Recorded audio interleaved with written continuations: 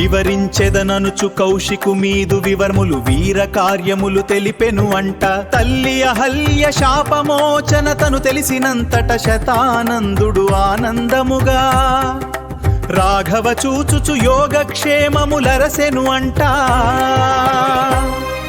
సంతసాన సాగర సమముగా తరగలెత్తెడి మనమున తాను కౌశికు చరితను మీకు తెలుపుచు తనని తాను మరిచెను అంట.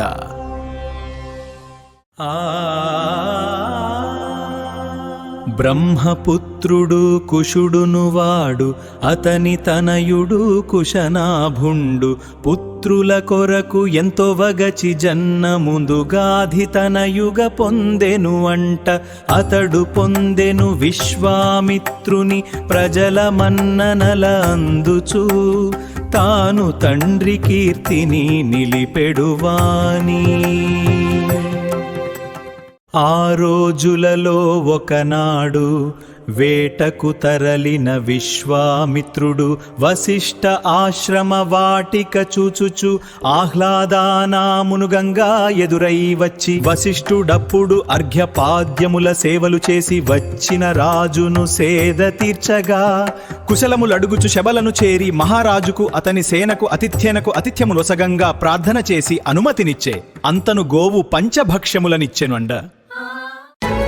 ఇచ్చిన వానిని తృప్తి నందుచు మెసవిరందరు కడుపుల నిండుగా శబలను చూచిన విశ్వామిత్రుడు రాజులనగనే రత్నహారులు ధేనువు నేను గొనియను బదులుగా నిత్తును శత సహస్రముల అనుచు పలుకను. కోటి ఆవులనిచ్చినాకు శబలను నేను ఈయగలేను. నా సర్వస్వము ఈ ఆవేను జీవనయానము ఈ గోవేను. ఉండలేని విశ్వామిత్రుడు 1000 విధముల మునిని వేడగా అతని అసమ్మతి శతసహస్రముల తెలిత పట్టును వీడని విశ్వామిత్రుడు తనదు శక్తిని శబలను తోలుటకు సైన్యమునంత నడుపంగా వశిష్ఠు చూచుచు శబల బేలగా విడచితిరేమని దీన మొరలను చేయంగా.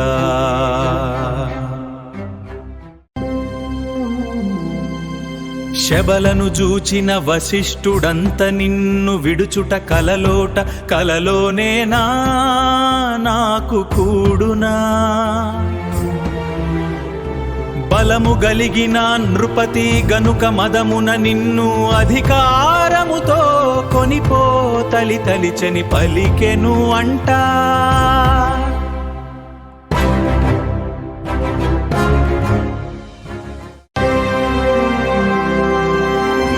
ఏమి చేయను నాకు తోచదు అశక్తుడేను నిన్ను కావగా అనుచూ పలికెడి మహర్షి చూచి క్షాత్రం కన్నా బ్రాహ్మ్యం మిన్న బ్రహ్మ బలము వినియోగించగా మీకు సంశయముంటేను నాదు రక్షణ బాధ్యత నేను గైకొనగంగా. ఆనతి నీయుడు అనుచు వేడెడి శబను చూచి వశిష్ఠుడంత అనుమతి నిడియే. మిగిలిన ఒక్క తనయునితో విశ్వామిత్రుడు వెనుదిరుగంగా సంతసిల్లిన శబల అప్పుడు మహర్షి చుట్టుచు ఆడంగా వశిష్ఠుడంత సంతసిల్లెను గోవును మృదువుగా నిమురుచును.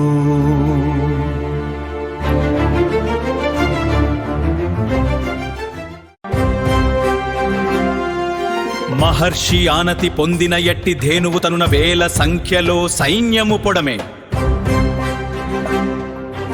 ఒకరికిద్దరై ఒరెన సేన విశ్వామిత్రుని సేనను దునుమగ తనదు శక్తిని శస్త్రస్తముల వారిని చంపుచు కౌశికు నిలువగ తిరిగి పుట్టుచు ధేనువు తనువున సేననంతను దునిమెను అంటా.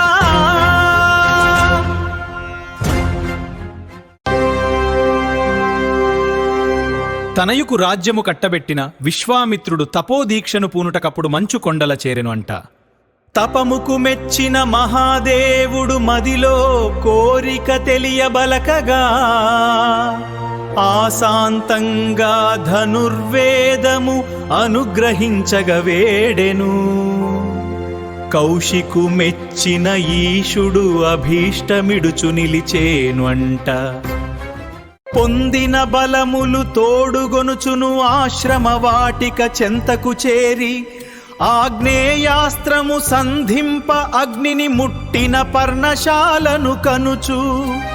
వశిష్ఠుడు ఎంతో కుమిలి కౌశికు జూచి కన్న బిడ్డవలే, మక్కువ జూపెడి నా ఆశ్రమము బుగ్గి చేసితివి ఇంత చేసినా.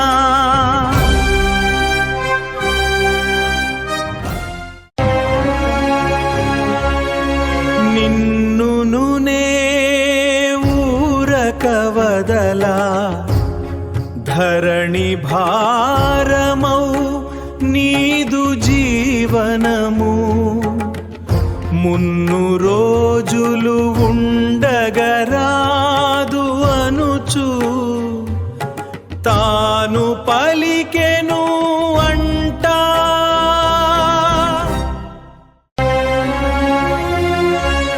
బ్రహ్మదండము పైకెత్తే కౌశికుడు వదిలిన అస్త్రములన్నీ బ్రహ్మదండపు ఛాయల చేరే.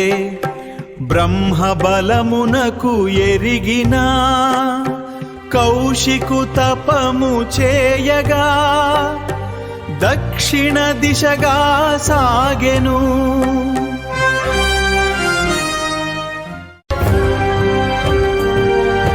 కౌశికుడు తపం చేయగా దక్షిణ దిశగా సాగెనంత. 1000 వర్షముల తపముకు మెచ్చి బ్రహ్మదేవుడు ఎదుటు నిలిచి విశ్వామిత్రుని రాజర్షిత్వము ఎరుకను బరచగా.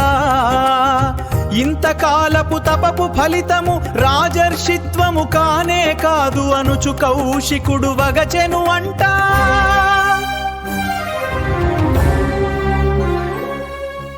తిరిగి తపములో లీనమాయెను ఇక్ష్వాకాన్వయ వార్ధిని పొడమిన హరిశ్చంద్రుని జనకుండైన త్రిశంకుడపుడు బొందిన స్వర్గము పొందగ వేడగ జన్నము సలుప వశిష్ఠుడంత నిరాకరింపను.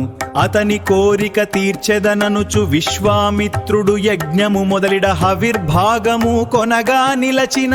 దేవతలెవ్వరు ముందుకు రాక కోపితుడైనత శృవమును ఎత్తి అతని నాకపు పయనము చేసి శక్తిని చాటుచు నిలచెను అంట. స్వర్గము జొచ్చెడి త్రిశంకు జూచి పులోమజాన్వితు గురు ధిక్కారము సలిపిన నీకు నాకము నందు చోటు లేదులే అనుచు పలుకగా నేల కూలెడి త్రిశంకు స్వరము వినిన కౌశికుడు శక్తిని జూపుచు త్రిశంకు కొరకు 2వ స్వర్గము నిర్మించి సృష్టికి తాను 2వ సృష్టిని సృజించి ఇంద్రుని జంప బయలుదేరగా మహర్షులందరూ ముక్త కంఠమున మొరలిడుచు తామత నిలుపుచు నిలచితిరంట.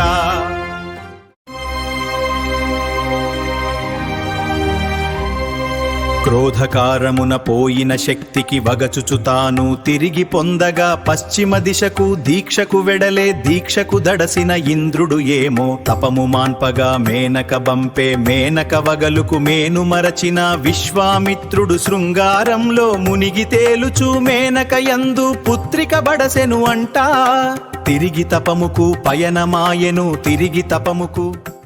శ్రీ రఘునందన సీతారమణ జానకి వల్లభ ఓ రఘురామా, నీదు చరితను పాడదొడగీతి పదబంధముల పొందిక గూర్చు. తేనె జాలు నా మాటలు గూర్చు. శ్రీ రఘునందన సీతారమణ జానకి వల్లభ. శ్రీ రఘునందన సీతారమణ జానకి వల్లభ ఓ రఘురామా, నీదు చరితను పాడదొడగీతి పదబంధముల పొందిక గూర్చు. తేనె జాలు నా మాటలు గూర్చు. శ్రీ రఘునందన సీతారమణ జానకి వల్లభ.